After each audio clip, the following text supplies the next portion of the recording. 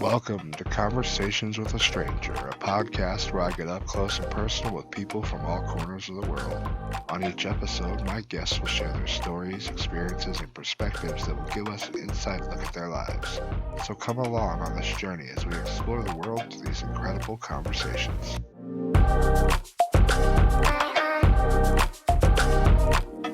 Our guest today is a 20-year-old man from the United States. We will discuss how he has found forgiveness, learned to cope with life's violence, and how Buddhism has helped him become a more enlightened person.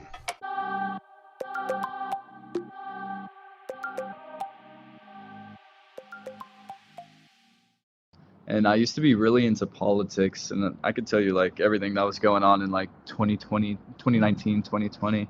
But I dug myself into the Jeffrey Epstein hole and kind of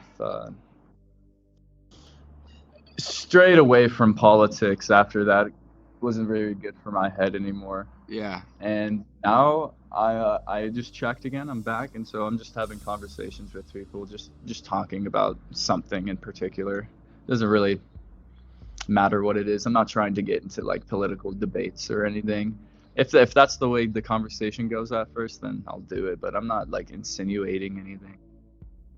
Right, and I've had some really good conversations on here like in the past couple of days. I was talking to this one dude about metaphysics for like an hour and a half. He was so smart. There's so many intelligent people on here, and then there's also so many ridiculously dumb people on here. Yeah, that's sort of the point of the whole thing, you know. It's like if we just put our phones down and talk to the people around us, we'd be pleasantly surprised about how interesting or how educated they are. How did you end up in middle of California? Like, is that where you've lived your whole life? So I was born in Fresno, California, and then we moved to Las Vegas for the first 3 years of my life, where my sister was born. And then after that, my parents moved back up here because they both ran away when they were 17 up to like where I'm at right now. And then they started a family, moved out to Las Vegas, and now we're back here, and I've been here since. Ever since I was 4 years old, I've been here, so it's time for me to get. So what kind of values do you hold dear, like personal values? So recently I've been getting into Tibetan Buddhism quite a bit. I've grabbed a couple of books and I've been reading them and stuff. And right now, a lot of my core values come from some of the tenets of Buddhism, just like being kind, kind of enhancing your compassion a little bit whenever somebody is trying to like vent to you or talk about something that they're very passionate about. It's really crazy how different you can engage yourself when you have the thought of compassion like rolling around through your head. You start to ask more questions, you become more involved. It's like it becomes a little sliver. Their story becomes a little sliver of your life, and you're able to give them you're able to give them your input, and I think it's really valuable for creating stronger human connections. And then like forgiveness is the big one. It's hard, man. It's fucking hard to forgive people. And sometimes there's cases where, you know, you can't really forgive people for what they did. If it's like murder or like molestation, something like that. But being able to forgive is one of the strongest things you can do as a human, and it benefits both you and the person that you're trying to forgive. And after that, you don't have to associate yourself with them. You don't have to be in their lives. You can forgive them and just forget about it. And a lot of people have a hard time forgetting, and that's the problem with forgiveness. It's people can't forget. But once you choose to truly forgive and forget, you feel so good. It's holding on to negative emotions for that long is not good for your psyche, because it sometimes, okay, so whenever you're thinking about something a lot, after you kind of like stop thinking about it a lot, it's already embedded into your subconscious. And it's not even a religion. A lot of people get that mixed up, but it's more of a like a practice or a way of life. Um, so you can be Christian and you can practice Buddhism at the same time. But I mean, the concepts about the afterlife are going to kind of like interfere with each other, but you can still take bits and pieces from those two religions and imbue them into your life and just. So what is the biggest lessons you've learned in life? I mean, obviously with Buddhism and you know, talking to people through the years and the Epstein shit, like what is the biggest lessons you've learned in life? The biggest lesson I have learned in life.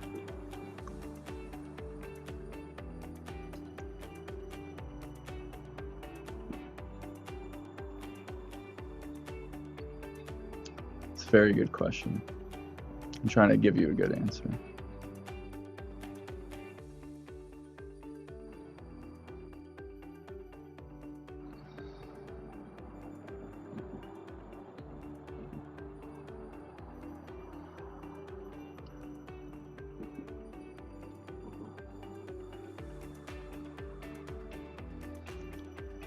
I've kind of been surrounded by a little bit of violence all of my life, even when I was a kid. I had uncles that were like super rough with each other and would beat the shit out of each other right in front of me, bleeding and everything. I got onto some live leak videos when I was younger that kind of permanently stained my brain. And just anecdotal parts from all different sorts of times in my life, but one of the takeaways I've taken from that is to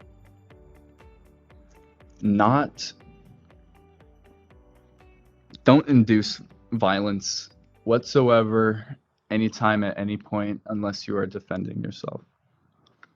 And I think that's a really, really, really big thing, because if everybody followed that, nobody would be fighting. Nobody would be killing each other. Nobody would be going to war with each other. And I've had friends who have just gotten into fights and over stupid shit, like girls, stupid shit like that. And it completely tarnished their relationship, and it's not worth it. And violence was one of the conductors of the demolition of that relationship. Exactly, man. There's no reason to hurt a living creature, a living person, a living anything, unless you are doing it for survival. You know, defending yourself or feeding yourself. When I was around 12 years old, I found my mom during infidelity, and that I would not talk to her for probably like 4 years or something, up until I was like 16. And then that's when I found my first thing on. That's when I started getting into like spirituality and in touch with that kind of stuff. It was after my first really big mushroom trip, and I downloaded a little bit of information that told me that forgiveness is the heaviest and hardest burden to lift off of your shoulders, but it's the most rewarding one. And so it took me a little bit of time to forgive my mom, but ultimately I could see that she was trying to make up for it with her behavior, with her attitude, pretty much every single aspect of her life. And even though it kind of directly hurt me, and because it was a secret, I was the only one I'm still the only one who knows in the family. But being able to let go of that and forget it, and not have that weight of being like, oh wait, they still don't know. It's. Have you guys had the conversation since then about what she was going through, what her side of it, things like that? Yeah. And are you on her side a little bit? Do you understand kind of where she was coming from now that you're an adult? Yeah. Yeah, that's good, man. Forgiveness is so powerful, and it's weird, the switch. It either, you know, a person either holds on to it forever, or they can be like you and just forgive and, you know, get over it and realize things ain't as deep as it feels in the beginning. And it's so interesting to try to understand where that switch happens and how it happens. So can you remember a time when you felt seen? Seen, yeah, like you actually felt like a person that was of value.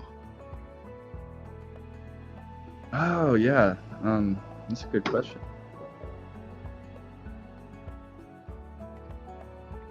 I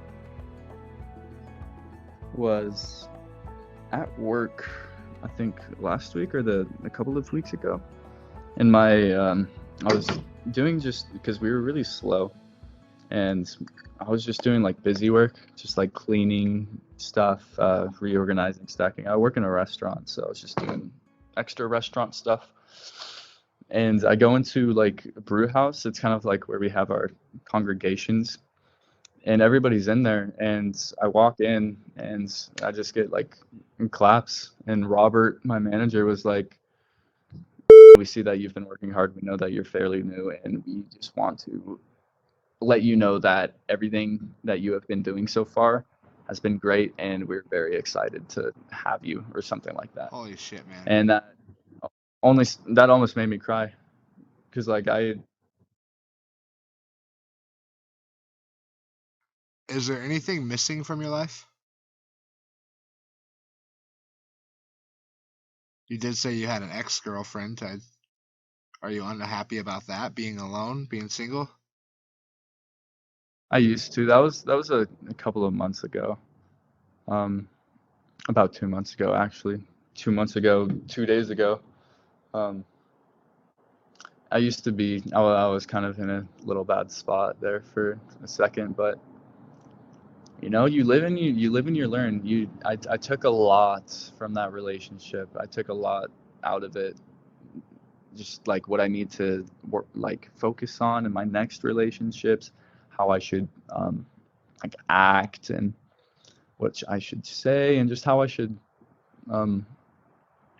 experience my next relationship with the person that I choose, or the person that chooses Don't me. take this any type of way, but as you're learning about the teachings of Buddha now, going back 2 months ago, did you do everything that you could have? Did you understand the way that you should have been understanding what she was going through, how she was feeling? Have you tried to reach No, out I and mend that broken bridge? we have. And did that go well?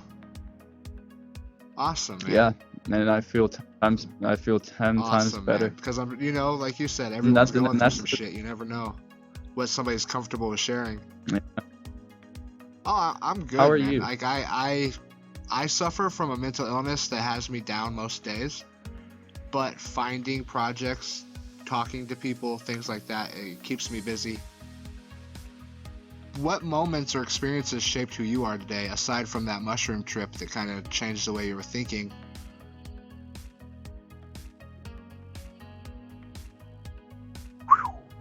That was a big one. I also had another mushroom trip that was fucking insane. I do appreciate you asking about me, though. I don't want that to go to the wayside. That was very nice of you. Of course, no worries. Something that shaped my life. My childhood dog passed away a year and a half ago, and I hadn't really experienced big death in my life. Up until that, or like someone like really close to me dying, and then it was kind of like a slow burn. Like we knew that she was kind of like going, and I thought that I made peace with it, but when she went, I realized that I hadn't. And oh man, I'm not gonna cry. Do you have a bucket list? Yeah, I need to add on to it. I only have like 4 things on there, but there's so much I want to do, and most of them involve travel. A lot of them involve travel. First up on the bucket list is Iceland. I'm going to Iceland. Ever since I was a kid, I've been obsessed with the Northern Lights. And before I was a history and archaeology guy, I was a space guy. And so I just infatuated with the Northern Lights my whole life. And now I have enough money to actually like get out there and spend like a week out All there. right, so do you have any advice for someone who may be struggling in their life right now? My advice is to go outside, sit down at the base of a tree, and hug it. Think about everything in your life. Think about what's troubling you right now, and that right there is the time to create solutions for what you're troubling. To meditate, sit down, take the time to sit down for 30 minutes to an hour. And you can do like short meditation sessions, but once you really get into like longer periods of time, like 30 to 60 minutes, you unlock part of your brains and part of your mind stream that haven't come up in How 10 do we years. make it known to people how important mindfulness is and meditation? People aren't really into that, and it takes 5 minutes out of your day, but it's such a huge benefit. I think that our healthcare system and the mental health care system should promote it. I don't know why they don't promote meditate. It's so crazy because meditation can you don't have to go to if you can meditate properly, you won't have to go to therapy. You can create your own solutions to the problems that you have. You can acknowledge the terrible feelings that you have and really pinpoint why you're feeling them. And then after you pinpoint why you're feeling them, you can change whatever made you feel like that. For sure. All right, man, that was the end of the questions. I do appreciate your time. Super awesome. I appreciate your Awesome. I hope the next one's just as good. Thanks, bud. See you later. You as well. Have a nice day. Best of luck with everything you do as in your well. life. Thank you.